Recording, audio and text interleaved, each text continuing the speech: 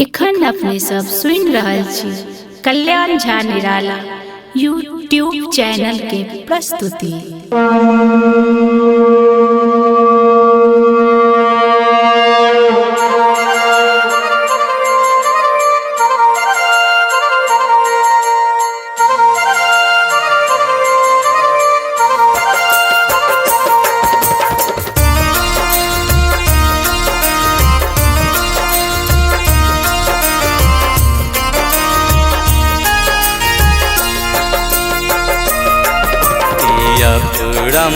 पार सागर सौ यो भोला पार के करतै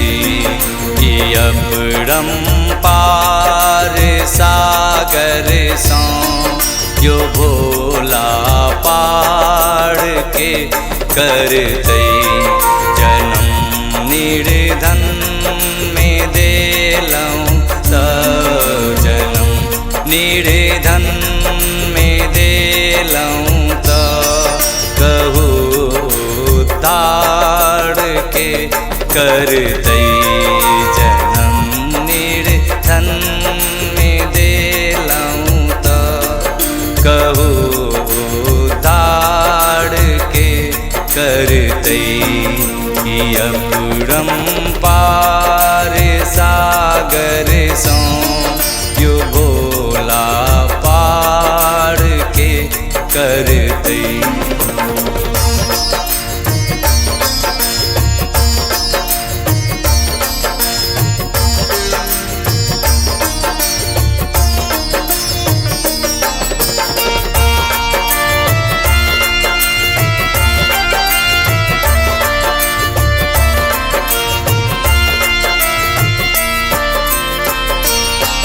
आहक चर्चा जगत भरी में ओढ़ड़ दानी कहाबै छी। आहक चर्चा जगत भरी में ओढ़ड़ दानी कहाबै छी। मुदा हमरा किया बोला एतेक दिन सौ कनाबै छी। एतेक दिन सौ कनाबै छी। एतेक दिन सौ कनाबै छी।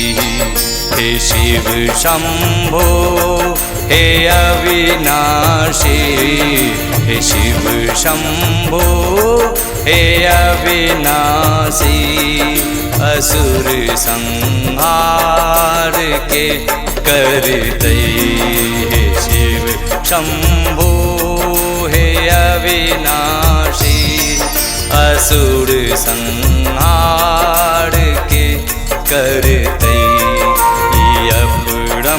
पार सागर सौ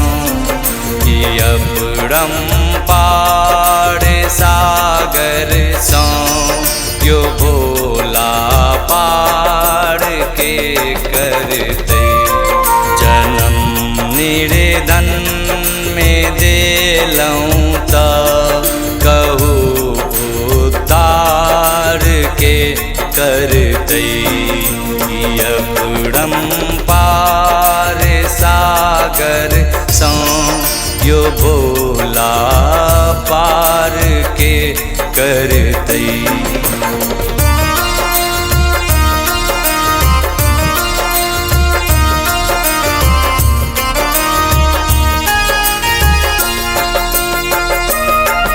कतेक बिख धर गराले फुटल जटा में गंगा ऐसे मुटल।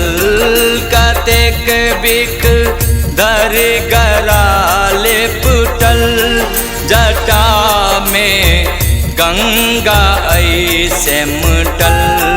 नशा में रही आहाँ बटल नंदी गण संग में सहटल। नंदी गण संग में सहटल। नंदी गण संग में सहटल। जगत पसरल तिमिर घन घोर, जगत पसरल तिमिर घन घोर। कहू जियाड़ के कर दई, जगत पसरल तिमिर घन घोर। कहू जियाड़ के कर दई, अपरंपार सागर सं, अपरंपार सागर सं। यो भोला पार के कर दे, जन्म निर्धन में देलऊं त कहू उद्धार के कर दई। अपरंपार सागर सं, यो भोला पार के कर दई।